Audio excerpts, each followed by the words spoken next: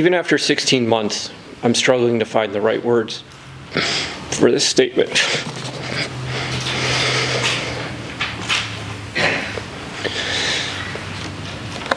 The impact of this crash has forever changed the lives of so many people. Look over here. This is just a small percentage of the people, of the lives affected that day. This is for Mike, for Ed, and their families, and friends, for Roland, for Jim, for me.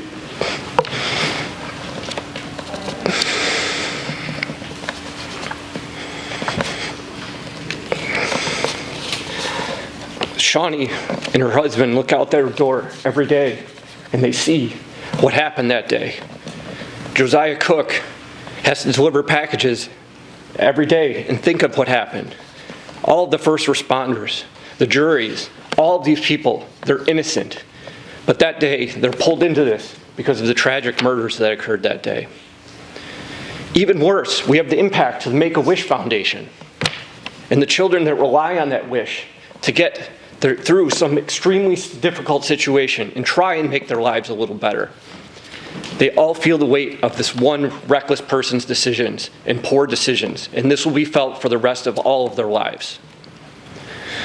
Everybody has an opportunity to make a statement today, so I'm focusing more on myself and my family. You've heard from a lot of the others already. So I won't even start with the physical injuries. I really struggled, though, in the days and the weeks after the crash to find out what happened and what could have been done to improve the outcome of this incident. Could I have helped save Mike or Ed? Could I have made Roland's injuries less by saying something a little faster? I knew the cause of the crash was not ours. We did nothing wrong. But I still can't get rid of this feeling that I should have done something more. I've often felt that it's not fair, that I'm still here, recovered, and Mike and Ed are not, and Roland's had such a tough road. This has been the core of my therapy after the crash. I keep seeing Mike directly in front of me, seeing your car bear down on us, hearing that crash thousands of times, remembering that pain while I'm lying in the front yard, going to funerals, seeing the devastation in these families, knowing that these wives and kids are spending the rest of their days without their husbands, fathers. All this happened so fast, just a few seconds.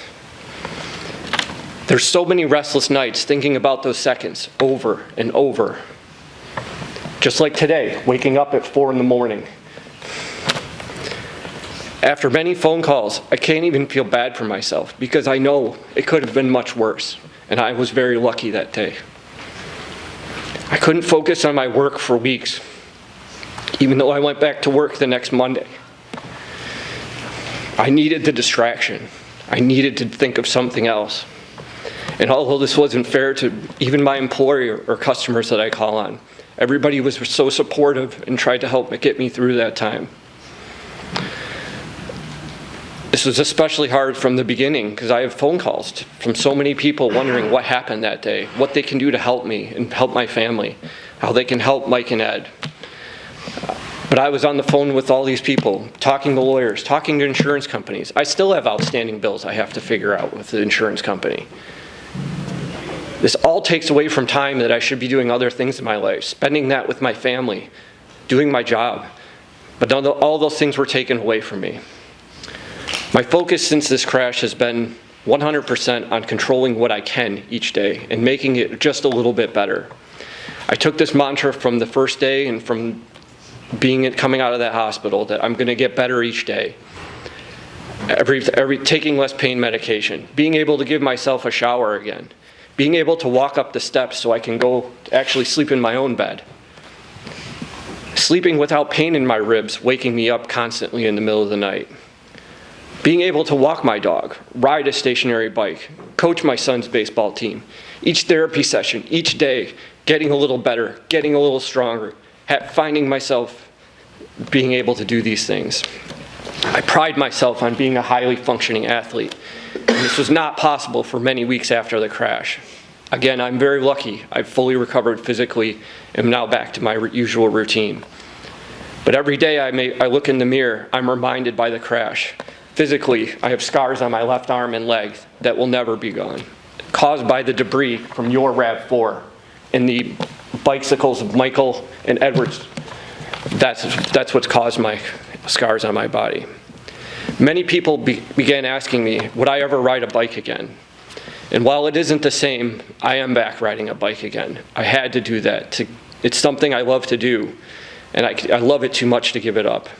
Yes, I'm a much more paranoid rider now. It's just part of what's happened because of this. It's something that's been taken away from me. But also I wanted to show the world that I'm not going to let anything else be taken away from this terrible incident than it already has. And I know if the roles were reversed, and Mike and Edward here standing here talking today, they would say the same thing. It was also paramount for me to come back and ride the Wish a Mile 300 to show everybody that the Wish a Mile is not to blame for this. There's nothing that anybody could have done except for one person to prevent that crash in that day. And so I came back this year and I rode that ride, all 300 miles, myself and Jim, and I will continue to ride that ride as long as I'm able. Finally, an important part of the impact to me on this has been the actions or lack thereof from Miss Benn. How does a person make so many poor decisions and feel no accountability or no remorse for their actions? There's so many points in that day where you could have made a better decision. You could have said, hey, should I take these pills? Maybe I shouldn't drive this car. But yet you chose to continue that day, and here we are now. I cannot justify this in my mind and believe firmly that a person with such a mindset does not deserve any more chances or does not deserve to be in society ever again. There's not been one indication of regret since this incident, not to any of these people involved. And because of this, I am unspeakably angry. This is the type of person that has zero remorse and takes no accountability for their actions. And I will leave it to the judge to apply a sentence today that I believe can be maximum within the allowable law, please, sir. So, thank you, Your Honor.